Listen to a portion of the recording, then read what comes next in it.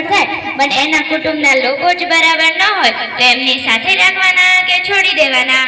જો તને સમજાવું, લીંબુ ચમચીની રમતમાં લીંબુ પડી જાય અને છતાં સ્પર્ધક આગળ વધી જાય તો શું તે જીતી શકે?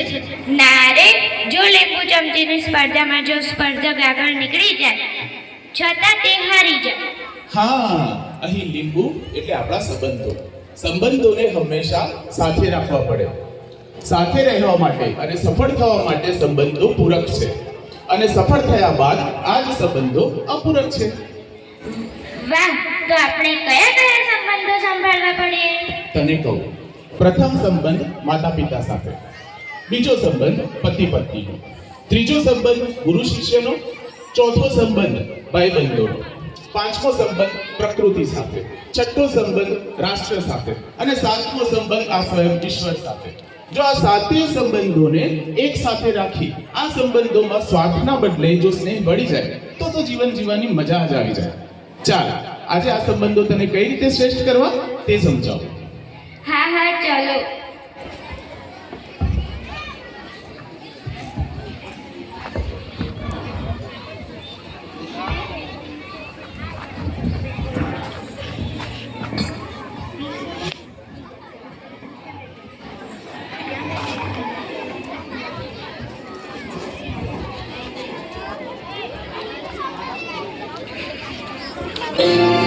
બેટા, અરે અરે બેટા, કહું છું તું સાંભળે છે મારી વાત? રોજ રોજની ટકટક સાંભળીને કંટાળી ગયો છું. હા, મોબાઈલે તને આંધળો બનાવી દીધો છે. મૂક કહું છું, મૂક હવે. જો મોબાઈલ નથી દીધો, લાવ કહું છું. મને દે ના, કહું છું ને. આ શું કર્યું તે? પાછળ જ પડી ગઈ છે.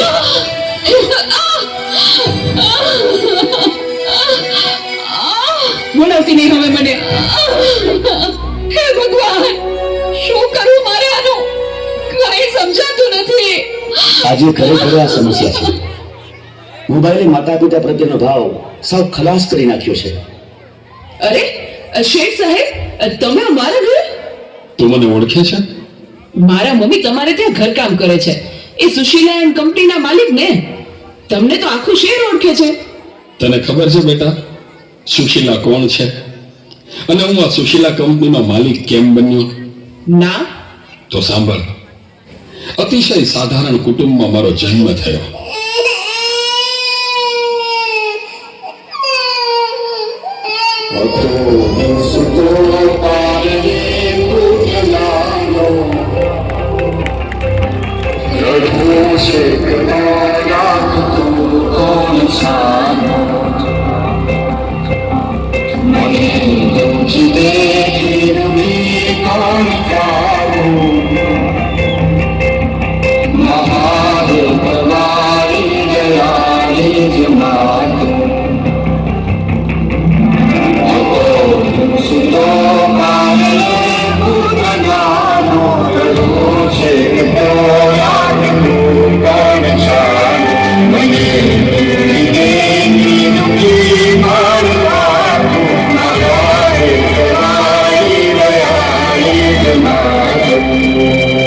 મારા બા અને બાપુજીએ ખૂબ મજૂરી કરી મને ભણાવી ગણાવીને લાયક બનાવ્યો.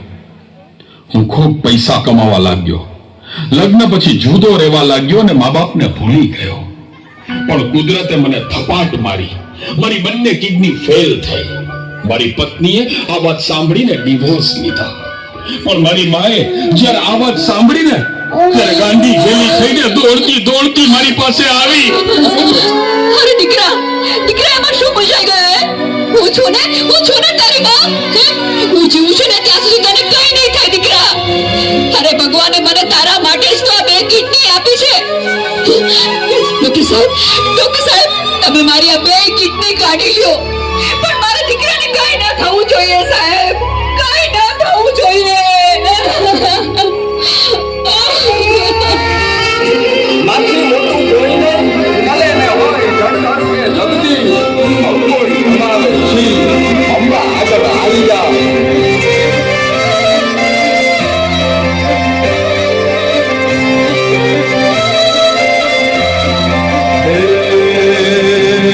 ભગવત નો બધીને સૌ સાગર ગરી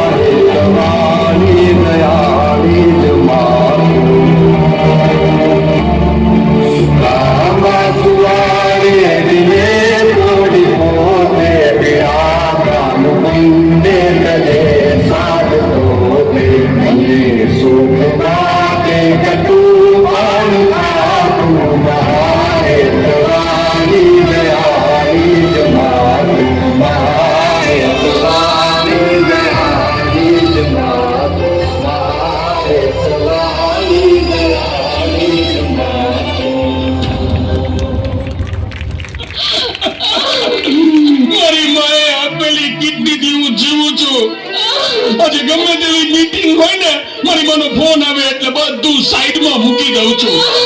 તને ખબર છે તારી મમ્મીએ એનું છેલ્લું ઘરેણું એનું મંગળસૂત્ર ગીવે રાખીને તારા બર્થડે માં આ ફોન આપ્યો છે.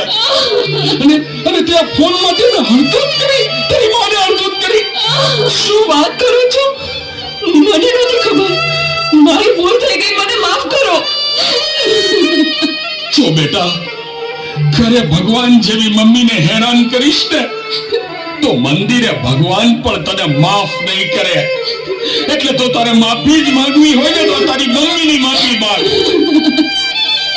મમ્મી સોરી, આ ફોન પાછળ હું એટલો આંધળો થઈ ગયો હતો. મને માફ કરી દે મમ્મી. અરે એમાં શું બેટા, ભૂલી જા એ બધું, મારા દીકરા ભૂલી જા. જો હું પણ ભૂલી જાઉં છું હો.